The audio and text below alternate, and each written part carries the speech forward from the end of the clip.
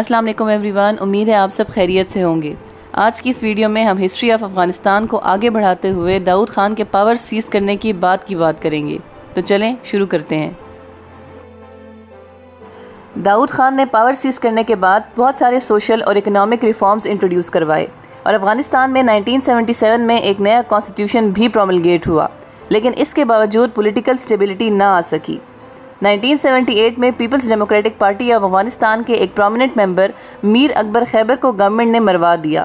پی D P اے کے leaders کو اس بات کا ڈر تھا کہ داؤد کی گورنمنٹ کہیں انہیں بھی ایکسٹرمینیٹ نہ کر دے، لیکن اس کے باوجود حفیظ اللہ امین اور پی ڈی پی اے کے خلق فیکشن کے بہت سارے آفیسرز نے مل کر ایک ملٹری کو آرگنائز کیا۔ اپریل 1978 میں پی ڈی پی اے نے نور محمد ترکی، ببرک کمال اور امین طہا کی لیڈرشپ میں محمد داؤد اور ان کی پوری فیملی کو ایک بلڈی ملٹری کو میں قتل کر کے پاور اپنے ہاتھ میں لے لی۔ اس کو ہسٹری میں سار ریولوشن بھی کہا جاتا ہے۔ نور محمد نے خود کو head of the state, head of the government اور پی ڈی پی اے کا جنرل سیکرٹری ڈکلیئر کیا اور افغانستان کو ڈیموکریٹک ریپبلک آف افغانستان کا نام دیا گیا۔ 1979 میں حفیظ اللہ امین نے پرائم منسٹر کی پوسٹ سنبھالی۔ ایٹ دا سیم ٹائم وہ فیلڈ مارشل بھی تھے۔ 14 سپٹمبر کو حفیظ اللہ امین نے ترکی گورنمنٹ کو اوور تھرو کر کے پاور اپنے ہاتھ میں لے لی اور اسی کے نتیجے میں ترکی کو مار دیا گیا۔ حفیظ اللہ امین کے بارے میں ایک ایکسپرٹ امین سائیکل لکھتے ہیں کہ جیسے جیسے ان کی پاور بڑھتی گئی، پرسنل ڈکٹیٹرشپ کے لیے ان کی کریونگ بھی بڑھتی گئی۔ ریولوشنری پروسیس سے ریلیٹڈ ان کا ویژن ٹیرر پر بیسڈ تھا۔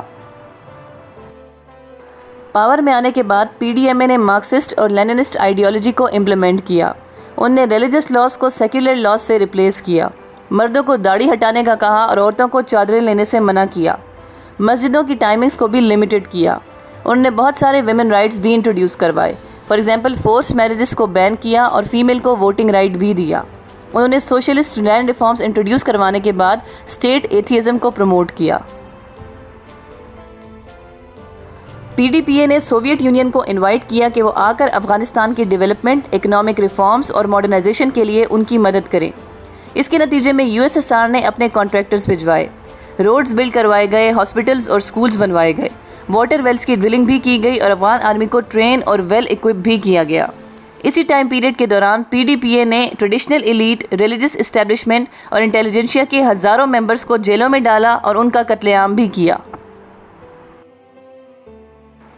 1978 میں پی ڈی پی اے نے سوویت یونین کے ساتھ ایک ایگریمنٹ بھی سائن کیا، جس کے نتیجے میں ضرورت پڑنے پر Soviet Union P D P A کو ملٹری اسسٹنس پرووائڈ کرے گا، لیکن Marxist Leninist ideology, secular government اور سوویت یونین پر ہیوی ڈیپینڈنسی نے میجورٹی آف افغانز میں اس گورنمنٹ کو ان پاپولر کیا۔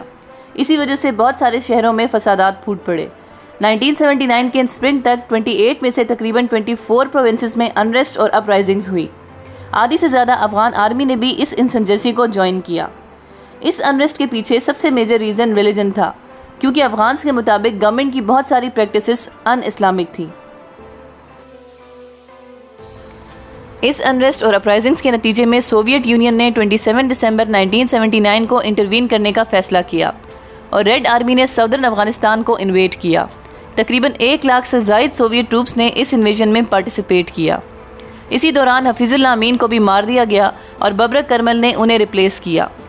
اس سوویت انویژن کو کاؤنٹر کرنے کے لیے یو ایس کی کارٹر ایڈمنسٹریشن اور ریگن ایڈمنسٹریشن نے افغان مجاہدین کو ٹرین کرنا شروع کیا۔ ارلی رپورٹس کے مطابق یونائٹڈ اسٹیٹس آف امریکہ اور سعودی عربیہ نے اس مقصد کے لیے تقریباً $6 to $20 بلین اسپینڈ کیے اور سوویت یونین کے خلاف اسلامک گروپس بلڈ کیے۔ یو ایس نے اس سارے معاملے کو پاکستان کے تھرو ہینڈل کیا۔ یو ایس ٹرینڈ مجاہدین اور سوویت یونین کے اسٹینڈ آف کے دوران لاکھوں افغانز کا قتل عام ہوا۔ ملینز آف افغانز نے اپنے نیبرنگ کنٹریز میں مائیگریشن کی۔ صرف پاکستان اور ایران میں اس وقت کے دوران 6 ملین سے زائد افغانز نے ہجرت کی۔ انٹرنیشنل پریشر اور لاکھوں کیجولٹیز کے نتیجے میں سوویت یونین نے 1989 میں افغانستان سے ودرا کیا۔ سوویت کے اس ودرال کو یونائٹڈ اسٹیٹس کی آئیڈیولوجیکل وکٹری بھی کنسیڈر کیا جاتا ہے۔ ودرال کے بعد بھی 1992 تک یو ایس ایس آر نے اپنا سپورٹ محمد نجیب اللہ، جو کہ افغان سیکرٹ سروس کے ایک فارمر ہیڈ تھے، کے لیے کنٹینیوڈ رکھا۔ 1992 کے سٹارٹ میں ہی نجیب اللہ کی گورنمنٹ کمزور ہو گئی۔ یونائٹڈ نیشنز کا پلان تھا کہ افغانستان میں مجاہدین اور آرمیز مل کر کولیشن گورنمنٹ بنائیں، لیکن ایسا نہ ہو سکا کیونکہ مجاہدین کی گورنمنٹ بننے سے پہلے ہی احمد شاہ مسعود کی فورسز نے کابل کو کیپچر کر لیا۔ اس واقعے کے بعد افغانستان میں سول وار کو ہوا ملی۔ مجاہدین نہیں چاہتے تھے کہ گل بدین حکمت یار جو کہ الیکٹڈ پرائم منسٹر تھے اکیلے رول کریں، اور وہ الائنس بھی نہیں بنانا چاہتے تھے۔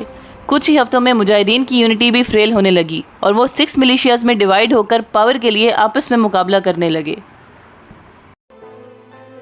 مین مجاہدین فورسز جو کہ اس ٹائم پیریڈ میں پاور گین کرنا چاہتی تھی، اس میں گل بدین حکمت یار کی حزب اسلامی جسے پاکستان سپورٹ کر رہا تھا، عبدالعلی مزاری کی حزب وحدت جسے ایران سپورٹ کر رہا تھا، عبدالرسول سیاف کی اتحاد اسلامی جسے سعودی عربیہ سپورٹ کر رہا تھا، عبدالرشید دوستم کی جنبش ملی جسے ازبکستان سپورٹ کر رہا تھا، حسین انوری کی حرکت اسلامی اور شورۂ نظر جو کہ عبدالشاہ مسعود کی ڈیفنس منسٹری میں کام کر رہی تھی، یہ سب شامل تھے۔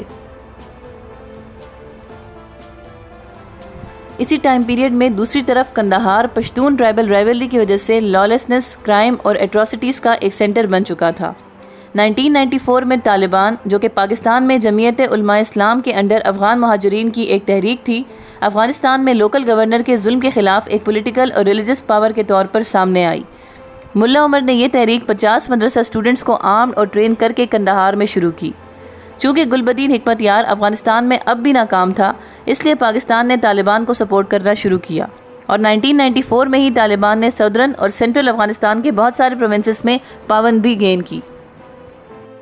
1995 میں احمد شاہ مسعود کی لیڈرشپ میں افغان فورسز نے بہت سارے مجاہدین فیکشنز کو شکست دی، جس کے بعد مسعود نے پولیٹیکل پروسیس اور ڈیموکریٹک الیکشنز کے لیے کوششیں شروع کی، اور اسی مقصد میں ساتھ دینے کے لیے انہوں نے طالبان کو انوائٹ بھی کیا، جسے بعد میں طالبان نے ڈکلائن کیا۔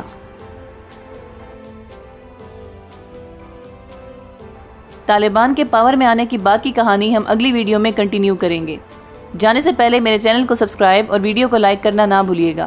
ملتے ہیں آپ سے اگلی ویڈیو میں، تب تک کے لیے اللہ حافظ۔